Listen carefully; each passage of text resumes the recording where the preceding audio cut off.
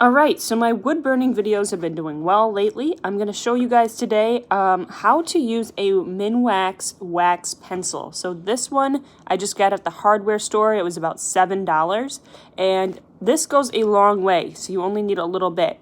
In order to get this started, you want to pull down on the string right here, one notch, and then you want to unwrap the paper all the way around. So I went ahead and got that started for us because it does take a second. So I unwrapped that, and then you've got more paper at the top. Now the farther you pull this string down is exactly how far this piece at the top is going to be. So you don't want to pull it down too far. Now to use this to fix some scratches in our table, this is a table that I got secondhand. It has a lot of scratches in it from years of use, but it's also in really good condition other than those scratches. So I just want to fix these scratches instead of refinishing my entire table. All you need is a Minwax pencil that is in the same color and a cloth or a napkin to wipe off the excess. So all I'm going to do is take this pencil and start working the wax down into one of my scratches.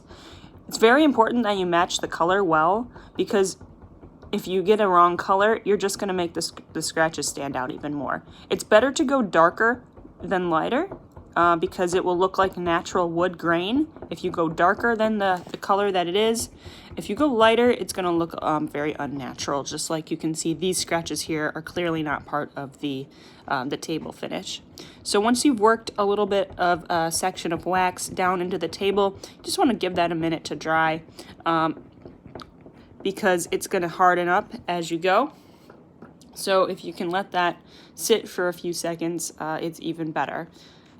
I'm going to skip ahead here and just go ahead and use my napkin, and I'm just going to start wiping off the excess. Now you can tell that I'm wiping it off in the direction of the grain. That's usually not always the best idea, because sometimes you'll get the napkin will go down into that grain and it'll pick up what was in there. So it can be better if you go in a circular motion, and you'll see in a second here as I'm doing it. And you need to constantly be switching to a fresh part of the cloth, just like that, because you're going to pick up that wax, and once the wax is on there, you're just going to be rubbing wax on wax, so it's not actually going to take anything off. Now I can tell that this napkin here is actually sticking to my wax, so I'm going to go ahead and switch over to a rag, which is just an old washcloth, and I think that's going to work better, so let's give that a try as well. And this is actually taking up a lot more than that napkin is.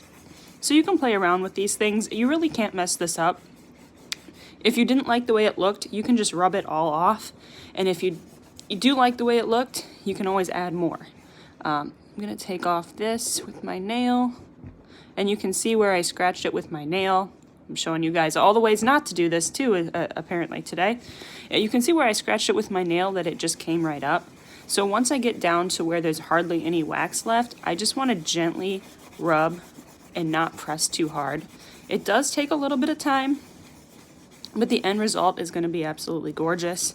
You shouldn't really be able to tell that we did anything. Now I usually am going to do this twice, not just once. We're starting to get what we want.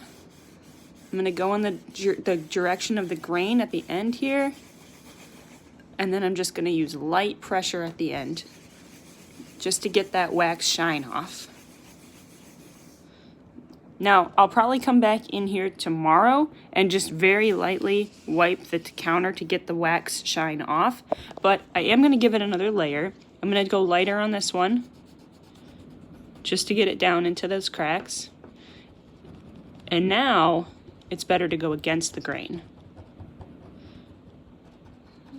So you can go at all kinds of different angles just to get it down in there. And I usually do end up doing this twice for each scratch. Again, I'm going to let this sit longer, and part of the reason why it came right up that when we just did this is because I didn't let it sit. But if you can let this sit overnight or for a couple hours, it's going to look even better. So again, just scratch it into your scratches, get that wax down in there, and then remove the excess with a cloth come back the next day and you'll be able to easily wipe off any sheen or shine that's left over. And you should be left with a table that looks pretty nice. This works really well for small scratches, nail holes, things like that.